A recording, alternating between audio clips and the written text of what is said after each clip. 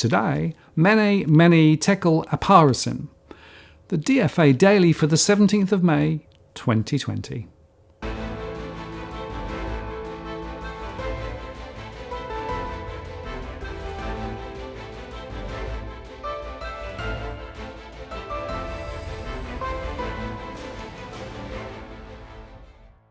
Hello again, I'm Martin North from Digital Finance Analytics. Welcome to the latest post covering finance and property news with a distinctively Australian flavour.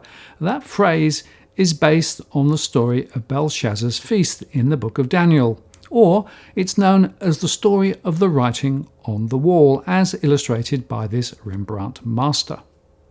Belshazzar holds a great feast and drinks from the vessels that had been looted in the destruction of the first temple. A hand appears and writes on the wall. The terrified Belshazzar calls for his wise men, but they are unable to read the writing. The queen advises him to send for Daniel, renowned for his wisdom. Daniel then reads the message and interprets it. So the writing on the wall is an idiomatic expression that suggests a portent of doom or misfortune. And I feel a bit the same just now with all the information coming through, and it's there for those who want to see it, but of course many can't or won't. And before we start, a quick reminder, I'll be running my next finance and property live stream on Tuesday the 19th of May at 8 p.m. Sydney time. The day the RBA minutes are out, I'll be discussing the latest writing on the wall and update my finance and property scenarios. And as usual, you can ask a question in real time via the chat on YouTube or send a question in ahead of time via the DFA blog. And I need your help. Cookie Boy, one of my enthusiastic followers, has challenged me to get more than 1,000 on the live stream. Last time we had over 900, so please spread the word about the live show. Cookie Boy will donate $400 to a charity of my choice if we can achieve that milestone. Now, I can't do that alone, but with your help, we certainly can. Now, talking about writing on the wall, the panic created by COVID-19 has caused a huge amount of financial stress among Australians, with 77% saying that they feel that way. Nearly a quarter, 24%, said that they were feeling extremely stressed about their finances, according to the JD Power Banking Industry Insight Survey. The survey, which involved more than 1,400 Australians and was conducted between April 28th and May the 13th, said the short and long-term effects of the pandemic on individual finances is becoming a significant concern for many Australians. According to the results, 72% of respondents said the coronavirus crisis has negatively impacted their finances. Other key findings include that 39% are feeling worried or anxious often, 37% are losing sleep, 10% are unable to afford enough for food to eat. Of concern is that 35% of respondents said they don't even think the worst is over, an outlook shared by Canadians at 41% and Americans at 42%. Only 1/5 or 17% of respondents said the worst is behind us, 27% said the worst is right now, and 35% said the worst is yet to come, while 12% said COVID-19 will not affect their finances at all. The majority of households are struggling with their debts, as only 38% have reported a manageable amount of debt or no debt, and since the pandemic began. Nearly 1 in 5 or 19% of respondents said they can't meet their minimum monthly credit card repayments, while another 11% can't make both personal loan repayments and mortgage repayments.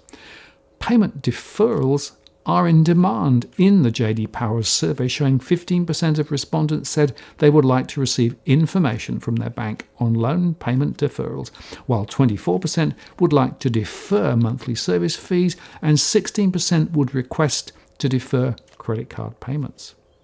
And over a quarter, 26% of Australians, are using their credit card more for household necessities, while 42% of cardholders say they are spending less on their card. 22% are using their card more often to pay household bills. And a number of banks have introduced relief for credit card customers in response to COVID-19. For example, Westpac introduced credit card interest payment holidays. Combank is offering interest refunds for home loans and credit card customers, and NAB has slashed credit card rates and fees and has reduced minimum repayment requirements. And our data from our surveys is also showing a rise in the use of short-term or payday loans and, by now, pay-later solutions like Afterpay. And banks have deferred the repayments of 1 in 14 mortgages, totalling more than $150 billion to assist Australians through the pandemic.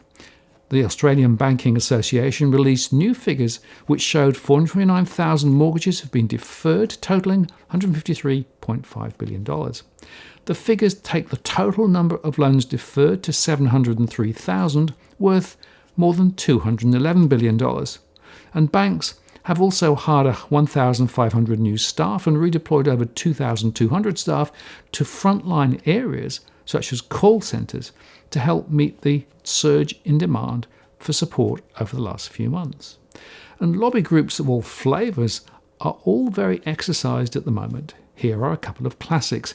Property Council of Australia Chief Executive Ken Morrison told The Australian that student accommodation underpins several markets and the wider sector would not recover in the near term without an influx of migrants. There is no reason why we couldn't transition, depending on the health advice, towards a resumption in net overseas migration and a resumption in offshore student visas. You have student accommodation, which is directly reliant on offshore student visas, and then often the families will buy a unit or an apartment here for the student. That leads to other investments in property. A transition back to normal migration growth that's safe for Australians will be key. It will be very hard to recover in the near term without it. And Master Builders Australia Chief Executive Denita Wan said any extended slowdown in population growth into next year would ultimately harm both residential and commercial builds. I don't think a lot of people realise the problem short-term and long-term population changes can cause. If your population stays static, you will see a significant downturn in building and construction, and that will cost jobs. But here we go again, the property sector spruiking yet more property construction to try and prop up the construction sector. But construction should follow, not lead the economy, in my view. Or look at this from the ACTU, which has called for a $30 a week or 4% rise in the minimum wage, and they rejected any move to delay an increase. Delaying increases in the minimum wage will delay the recovery from the coronavirus and mean unnecessary hardship for millions of working people and their families, an ACTU spokesman said. Local businesses will rely on how much working people have available to spend in order to get back on their feet. If working people have real wage cuts, this will flow through to all local businesses and make the downturn even worse. Any proposal that results in this outcome is a bad proposal. Now, of course, each are talking their own book, alongside the real estate sector, which is why we suddenly saw the talk of a resurgence in buyers from China, when the latest data from the FIRB is showing precisely the opposite, as we discussed the other day. And Peter Switzer penned a piece covering Harry Dent, Robert Kiyosaki, and myself, all highlighting the risks to the economy, households, and investments. He said, the price of being objective and trying to be balanced means that you have to learn to deal with doomsday merchants, who, I have to admit, occasionally get it right. That's why I've prepared to interview Harry Dent this week, the author of numerous books, tipping a great stock market slump like the one we recently lived through, which I've tagged the coronavirus crash. And surprisingly, I copped a second dose of pessimism this week from the famous author of Rich Dad, Poor Dad, Robert Kiyosaki, who also expects another serious leg down for financial markets. Like all participants in the economics and market debates, I afford everyone respect, and that's why I interviewed Martin North for my Switch to TV property program this week. Martin, the founder of Digital Finance Analytics, who once suggested on 960 Minutes a 40% fall in Aussie home prices was distinctly possible back in 2018, which ended up being more like 12%, thinks the current pandemic economic shutdowns will play havoc with home prices. That's 3 negative people to process. When I think we have a decent chance to get out of this very serious economic mess without enduring a depression, and house price smashing. Note, I lack the certainty of the more negative experts because economies, markets, governments and central banks can be surprisingly crafty at getting us out of serious financial jams. That said, policymakers may well be out of luck. After 35 years commenting on these subjects in the public media domain, I've learnt that positivity and optimism is actually a better bet than being negative and pessimistic. Of course, what Harry, Robert and I are actually saying is also positive in this sense. You can prepare now for the future. And on the other side of the correction we are all seeing, it's an opportunity if you know where to look. And here is a clue. Next Sunday, the 24th of May, we'll be running a one-day e-seminar discussing just that. It's free, and you're welcome to sign up. Details are below, or go to harrydentlive.com. And before you ask, no, I'm not getting any commercial benefit from being involved with this, but believe this is now the time to prepare. And you can also watch my recent shows with both Harry on property, Is Now the Time to Get Out of Property, and with Robert, Recession, Depression, The Winners and Losers. A parliamentary committee has heard that industry super fund-owned ME Bank told both the banking and corporate regulator it was planning to lower redraw amounts on some older mortgages, even though it did not inform customers ahead of the move. In his first public appearance since it was revealed that the bank changed redraw rules without warning customers, Chief Executive Jamie McPhee said around 8% of affected customers, or 1,795 people, have had their previous withdrawal limits either partially or fully reinstated. Affected customers had redraw facilities on their home loans reduced by an average of $70,000 each, which sparked a huge backlash on social media. A redraw facility allows customers to make extra repayments, which can be called on later by the customer and withdrawn from the mortgage account. After repeated questioning from Committee Chairman Tim Wilson and fellow Liberal MP Jason Falinski, the tight-lipped Mr. McPhee revealed the bank had informed both banking regulator APRA and corporate regulator ASIC about the redraw plans, and it was still in discussion with them. We informed APRA beforehand and obviously were in dialogue with APRA after this issue was implemented, he said. APRA had previously told the ABC it was looking into ME Bank's change to some redraw facilities, but did not disclose that the bank had warned it in advance of its plans. Ms. McPhee told the House of Representatives Economics Committee that 17% of home loan customers had their redraw amounts lowered because they were assessed as at risk of missing mortgage repayments. And he said the bank should have told customers before the change went ahead. We got the communication wrong, Mr. McPhee told the committee.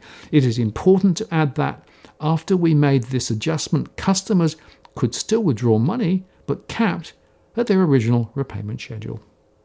The ME boss said that the bank moved quickly to right the wrong by telling customers their redraw limits would be restored and by setting up a dedicated customer hotline. He said that more than 90% of affected customers had so far not renegotiated their withdrawal amounts. And over in the US, the Fed lifted their balance sheet by 3.2% last week, up just a mere $212 billion to $6.93 trillion, another record. And the House Democrats on Friday approved a mammoth $3 trillion relief package, not that it will get through the Republicans in the Senate. The Fed continues to resist negative interest rates, despite future markets now starting to price in those negative interest rates ahead. So you might want to wonder why the Fed is taking such a different tack to, say, the ECB.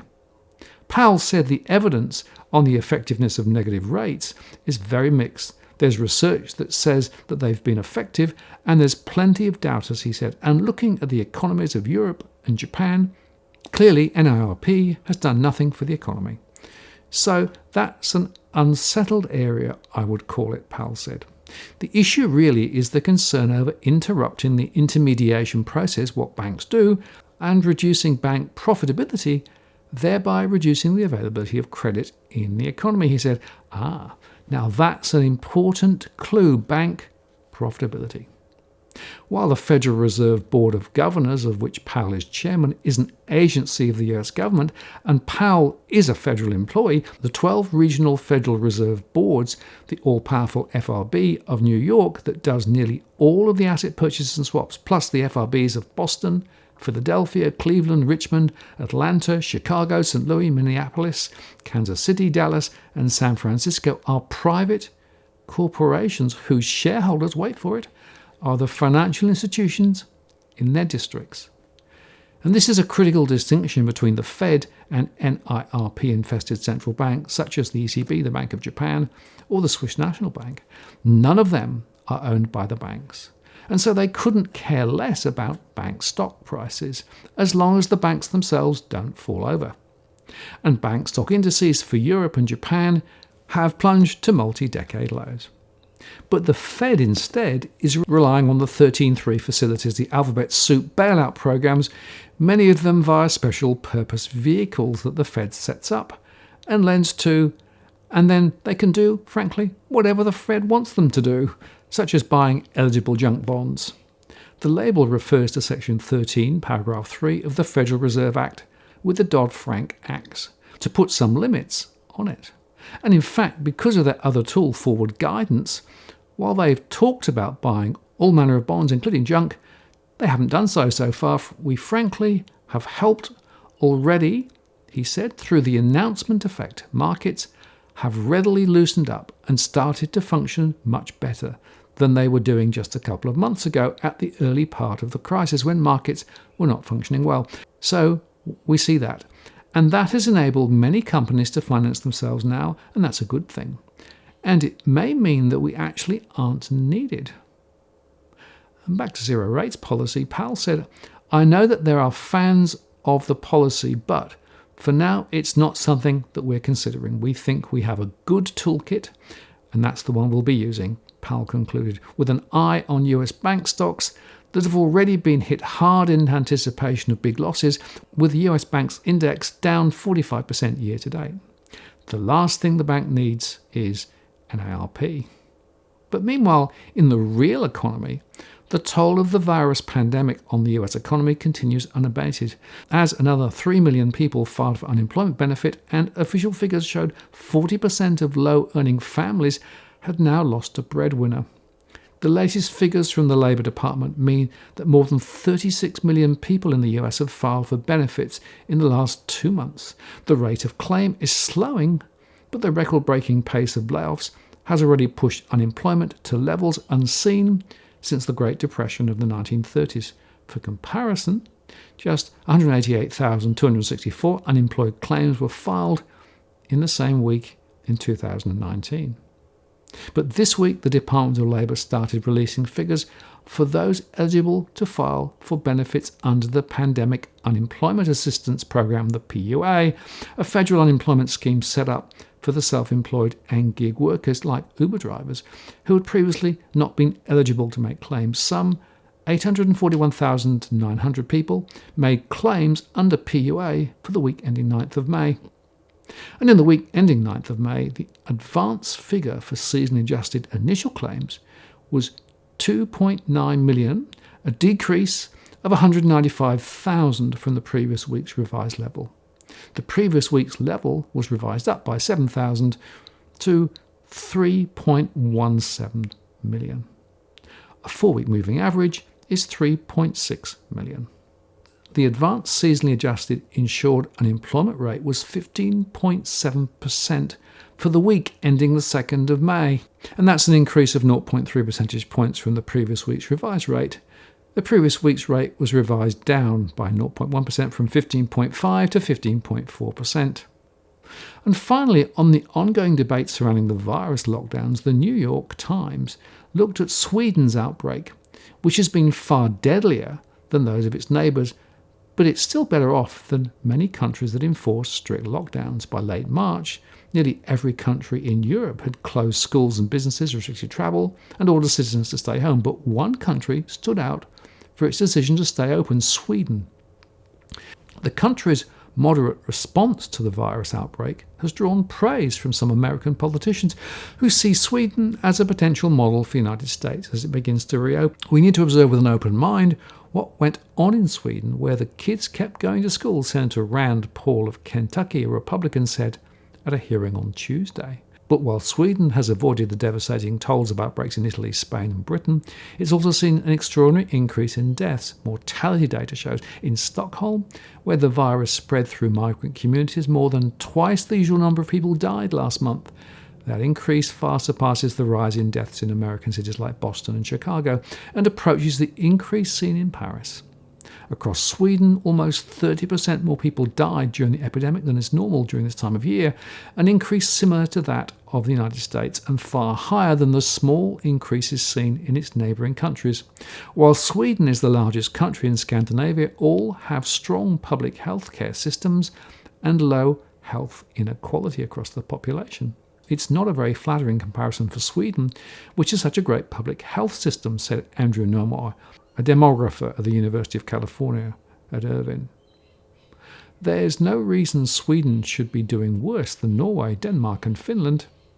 No two countries are exactly the same, meaning comparisons are inexact. Luck, travel patterns and personal actions play a role, not just government policy. Swedish officials chose not to implement a national lockdown, trusting that people would do their part to stay safe. Schools, restaurants, gyms and bars remained open with social distancing rules enforced, while gatherings were restricted to 50 people. 2 months later, it has not been the worst-case scenario many envisaged. COVID-19 deaths have disproportionately hit the elderly and those in nursing homes, as is the case in most countries, but hospitals have not been overwhelmed. As with the rest of the world, it will be months or even years before the full picture of mortality emerges. It's clear that mortality in Stockholm has been a lot higher than you would expect from a normal year, said Martin Kolk, a demographer at Stockholm University. But we will have to wait and see what happens. It's a very big difference if we continue to see excess mortality for 6 more months, or if it will be back to normal levels in a few weeks. The New York Times measured the impact of the pandemic in Sweden by comparing the total number of people who have died in recent months against the average over the past several years. The totals include deaths from COVID-19 as well as those from other causes, including people who could not be treated or decided not to seek treatment. While no measure is perfect, the increase in death offers the most complete picture of the pandemic's toll. Swedish public health officials have defended their strategy while acknowledging that the country has failed to protect the elderly. The goal is to limit the spread of the infection without having to lock everything down. They said once you get into a lockdown, it's difficult to get out of it. Sweden state epidemiologist Anders Tegnell said, "How do you reopen? When?" Instead of imposing strict lockdowns, public health officials said that Swedes could be relied on to go out less and follow sanitation guidelines. That proved to be true. As a whole, Swedes visited restaurants, retail shops and other recreation spots almost as little as residents of neighbouring countries, according to Google mobility figures. But there is a reason to believe that Sweden's approach may not work as well elsewhere. Sweden's low density overall and high share of single-person households, factors it shares with its Scandinavian neighbours, sets it apart from other Western European countries. In Italy, the virus tore through multi-generational households, where it has easily spread from young people to their older relatives. And although Sweden is not a particularly young country in comparison to its Western European peers, it has a high life expectancy and low levels of chronic diseases like diabetes and obesity that makes the virus more lethal. Even without a full lockdown, Sweden's economy has not been unscathed. Preliminary evidence shows Sweden has suffered similar economic effects as its neighbours. The Swedish Central Bank projects the country's GDP will contract by 7 to 10% this year, an estimate on par with the rest of Europe. And the European Commission projects the EU economy will contract by around 7.5%. That could change, but the country's high death toll offers a warning, demographers say. Sweden will be judged at the finish line, Mr. Norman said, but it's a very high stakes risk and the consequences are people's lives. So standing back, the writing is indeed on the wall for those who want to see it. That locally and globally, economies are going to struggle for some long time, as the unemployment queues grow longer, even when unlocking areas of the economy. The social distancing will cramp the start of many service businesses, and we already know that around 1 in 10 small businesses have shuttered forever, judging by our latest surveys. We'll do a deeper dive on that later. But the hopes of a spring back to the time before COVID seems to me unlikely. We have to take the slow, long road towards recovery, while still, of course, in the shadow of the virus, and that is not a comfortable place to be. I'm Martin North from Digital Finance Analytics. Many thanks for watching, and I'll see you again next time.